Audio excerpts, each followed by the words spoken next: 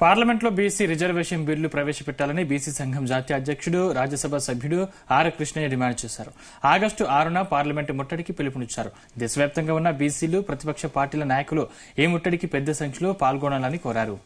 ఇక బీసీలకు చట్టసభలో 50% రిజర్వేషన్లు కల్పించాలని ఆర్ కృష్ణయ్య డిమాండ్ చేశారు. బీసీ బిల్లు కోసం ఎన్నో ఏళ్లుగా పోరాటం చేస్తున్నా కేంద్రం పట్టించుకోవడం దారుణమన్నారు. ఇక ప్రధాని మోడీ బీసీ అయ్యుండి కూడా బీసీలకు ప్రత్యేకంగా ఒరగబెట్టిందేమీ లేదని ఎద్దేవా చేశారు. బిల్లును సాధించుకునే వరకు బీసీలకు ఇప్పుడు మంచి అవకాశం ఉందన్నారు. ఇక ప్రతిపక్షం బలంగా ఉంది కాబట్టి కేంద్రంపై ఒత్తిడి తీసుకురావాలని ఆర్ కృష్ణయ్య డిమాండ్ చేశారు. జై బీసీ, పార్లమెంట్ లో బీసీ వెంటనే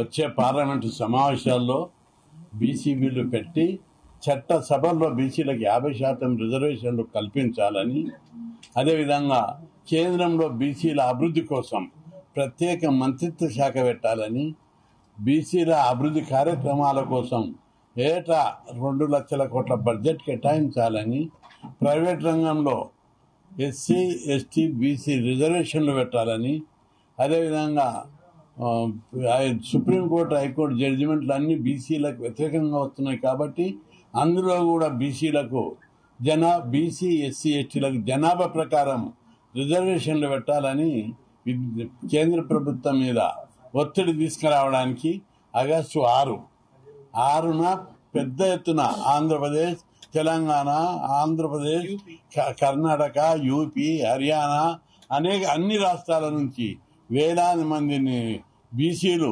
ఢిల్లీ వద్ద భారీ ధర్నా, పార్లమెంటు ముట్టడి కార్యక్రమం ఏర్పాటు చేయాలని నిశ్చయించను. ఈ కార్యక్రమానికి బీసీలందరూ బీసీల అభివృద్ధి కోసం పాటుపడుతూ బీసీ సంఘాలు, బీసీ నాయకులు చాలా మంది అనేక త్యాగాలు చేసి పోరాడుతున్నారు. అందరూ చలో ఢిల్లీ కార్యక్రమంలో భాగస్వాములు కావాలని నేను విజ్ఞప్తి చేస్తున్నా. చేస్తే కేంద్ర ప్రభుత్వం దిగొచ్చి మనకేమిస్తుంది? కేంద్ర ప్రభుత్వం బూడిది కూడా ఇస్తలేదు. 45 లక్షల కోట్ల బడ్జెట్ ఉంటే బిస్కెట్లు, చాక్లెట్ బిస్కెట్లకు కూడా పనికిరాని విధంగా 2,000 కోట్లు ఇచ్చారా? సిగ్గుందా కేంద్ర ప్రభుత్వానికి? మనిషికి 3 రూపాయలు ఇస్తుంది. బుద్ధి ఉండాలి. కాబట్టి బీసీలు ఇంత అన్యాయం జరుగుతుంటే కూడా తిరిగి పడుకుంటే సరిపోదు.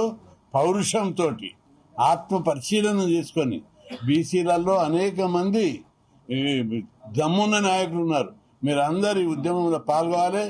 పార్లమెంటు ముట్టడి ధర్నా అయినాక ఇక స్టేట్ వైడ్గా పర్యటించి రాష్ట్రంలో అగ్గి మండిస్తాం. తెలంగాణ ఉద్యమం ఎట్లయిందో బీసీ ఉద్యమం అంతకంటే పెద్దగా అవుతుందని చెప్పి హెచ్చరిస్తున్నా. వచ్చే పార్లమెంటు సమావేశాలు